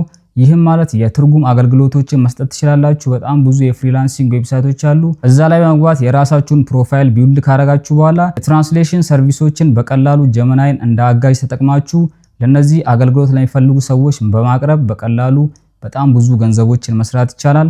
አራተኛው ደግሞ ሲቪ እና ቢዝነስ ፕላኖችን ማዘጋጀት ነው። ይህም ቅድም ምሳሌዎችን አሳይቻችኋለሁ። በቀላሉ ሲቪዎችን እና ቢዝነስ ፕላኖችን በማዘጋጀት ይህን ነገር ለሚፈልጉ ሰዎች በማቅረብ በዚህም ገንዘቦችን መስራት ትችላላችሁ። አምስተኛውና የመጨረሻው ዩቲዩብ ኮንተንት ክሬሽን ነው። በዚህም በጣም ብዙ ሰዎች ገንዘብ እየሰሩ ይገኛሉ። ለምሳሌ የዩቲዩብ አውቶሜሽን ቻናሎችን በመክፈት ጀመናይን እንደ አጋዥ ተጠቅመው ማለት ነው ኮንተንት እንዲያዘጋጅላቸው ስክሪፕት እንዲጽፍ አድርገው እነሱ ያንን በመጠቀም በቀላሉ ዩቲዩብ ላይ ቪዲዮዎችን አፕሎድ በማድረግ ብዙ ገንዘቦችንም እየሰሩ ይገኛሉ። እዚህ ጋርም እጅግ በጣም ትልቅ ማሳሰቢያ ያለኝ ደጋግሜ እየነገርኳችሁ ነው። ኮፒ ፔስት በፍጹም አታርጉ። ኤአይ ድራፍት እንዲሰጣችሁ በማድረግ እናንተ ደግሞ ያንን ኤዲት እና ኢምፕሩቭ እያደረጋችሁ ዩኒክ ወይም ደግሞ ልዩ የሆነ ስራዎችን በመስራት በቀላሉ ተቀባይነትን ማግኘት ትችላላችሁ። ስለዚህ ይህንን ረጅም ሰዓት ወስዳችሁ ከኔ ጋር ቁጭ ካላችሁ በጣም ብዙ እውቀቶችን እንደምታገኙና ብዙ ነገሮችንም እንዳወቃችሁ ተስፋ አደርጋለሁ። በቀጣይ ምን አይነት ቪዲዮዎችን እንድሰራ ትፈልጋላችሁ? ሐሳባችሁን ኮሜንት ላይ አስቀምጡልኝ። ለዛሬ ይዤላችሁ የመጣሁት ቪዲዮ ይህን ይመስል ነበረ። ምንም አይነት ክፍያ ሳትፈጽሙ በነፃ እጅግ በጣም ብዙ የኤአይ ሚውዚኮችን ጄኔሬት ማድረግ ከፈለጋችሁም እዚህ ስክሪን ላይ ማስቀምጥላችሁን ቪዲዮ መመልከታችሁ እንዳትረሱ። ሃስታ ላ ቪስታ